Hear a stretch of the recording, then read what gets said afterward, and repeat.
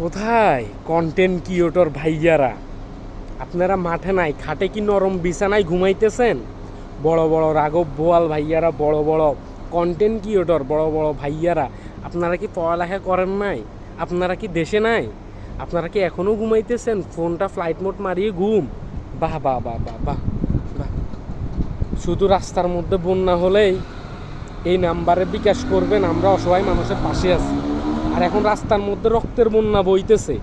কোথায়? এরা কি অসহায় না? এরা কি শুধু তাদের স্বার্থের জন্য করতেছে? হ্যাঁ, হায় রে মানুষ। আহ, কেন? আপনাদের কি পদবি নষ্ট হয়ে যাবে? আপনাদের কি যে ফেস ভ্যালু এটা কমে যাবে? নাকি আপনাদের ভালো চ্যানেলের মধ্যে ভালো এর মধ্যে আপনারা কাজ পাবেন না, এই কারণে কিছু বলতেছেন না? ভয় লাগতেছে? ভয় পাচ্ছেন? সমস্যা নাই। যে সাধারণ মানুষ, তাদের কোনো ভয় নাই, তাদের মৃত্যুরও ভয় নাই। যারা বুক টান করে গুলির সামনে দাঁড়াতে পারে, রাইফেলের সামনে দাঁড়াতে পারে, তাদের মৃত্যুর ভয় থাকে না। কারণ তারা তো নিঃস্বার্থ, তারা তার স্বার্থের জন্য করতেছে না। তাদের গুলি কোথায় লাগবে তারা এটা চিন্তা করতেছে না। তাদের একটাই দাবি, স্বাধীন দেশ, স্বাধীনভাবে সব কিছু হোক। আপনারা কোথায়? ঘুমাইতেছেন? ভয় লাগতেছে?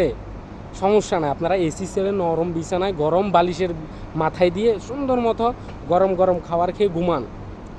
যারা রাস্তায় আছে, পানি খেতে পারতেছে না, তারা না খেয়ে মরে যাক, কোনো সমস্যা নেই। তাতে আপনার কি, আপনার বাবার কি? আপনার তো আর কিছু হচ্ছে না, আপনার তো সেফটি আছেন। কিন্তু এই ঘাম আর এই রক্তের হিসাব আপনাকেও দিতে হবে।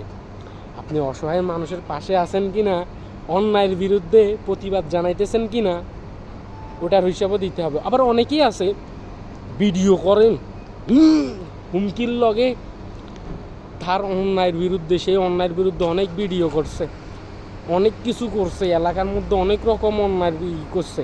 এখন দেশের মধ্যে যে অন্যায় চলতেছে এটার প্রতিবাদ যখন সবাই জানাতেছে, সে নাই, সে বলতেছে আপনারা ধৈর্য ধরেন, এটার কী জানি এটারে বলে, হ্যাঁ, এটার জন্য আমরা সুষ্ঠুভাবে বৈঠক করব। কবে করবেন? তার আগে যখন 2022 সালে হয়েছিল তখন কই ছিলেন?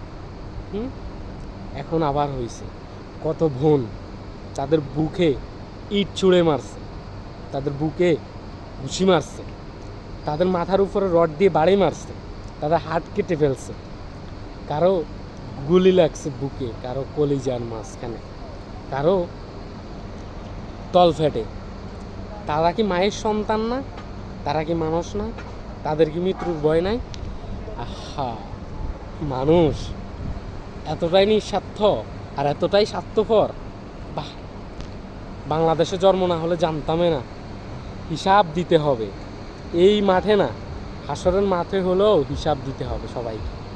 দেখা হবে হাসরের ময়দানে। আমি হয়তো দেশে নাই, কিন্তু আমি একজন প্রবাসী হয়ে নিন্দা প্রতিবাদ জানাইতেছি এই যারা এবং যাদের দ্বারা এরকম হচ্ছে, এবং যারা চুপচাপ মুখের মধ্যে ললিপপটা ঢুকায় চুষতেছে।